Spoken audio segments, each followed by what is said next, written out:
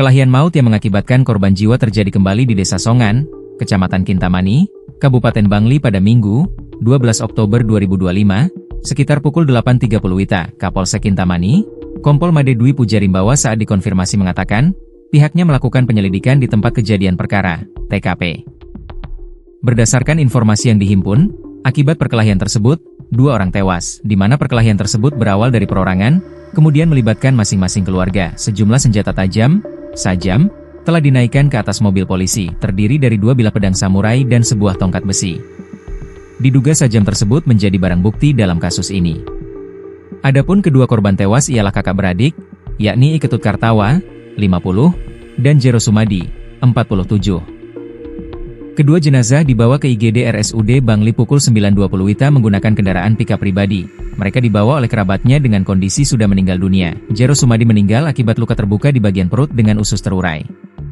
Sementara Kartawa meninggal akibat luka terbuka di kepala bagian depan dan luka terbuka di lengan bawah kanan. Diketahui bahwa sebelum tewas, Jero Sumadi sempat berbalas pesan dengan seseorang di media sosial, yang merupakan salah satu terduga pelaku.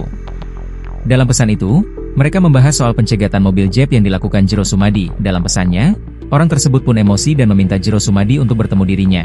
Humas RSUD Bangli, Kompiang Ariwijaya membenarkan bahwa dirinya menerima pasien meninggal dunia dari Songan. Selain 2 orang meninggal, pihaknya juga menerima 1 orang dalam kondisi kritis atas nama Iwayan Ruslan, 53.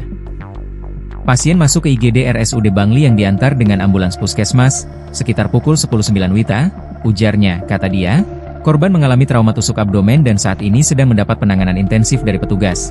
Tindakan yang sudah diambil CT scan dan rotoras rencana akan diambil tindakan operasi sore ini, kemarin, dan saat ini sedang persiapan untuk tindakan, ujarnya. Sementara itu, Polres Bangli bergerak cepat menangani kasus dugaan tindak pidana penganiayaan di Desa Songan A tersebut. Aparat kepolisian juga telah mengamankan 3 orang terduga pelaku. Mereka ialah berinisial MA, JW, dan MB. Seluruhnya merupakan warga Desa Songan A.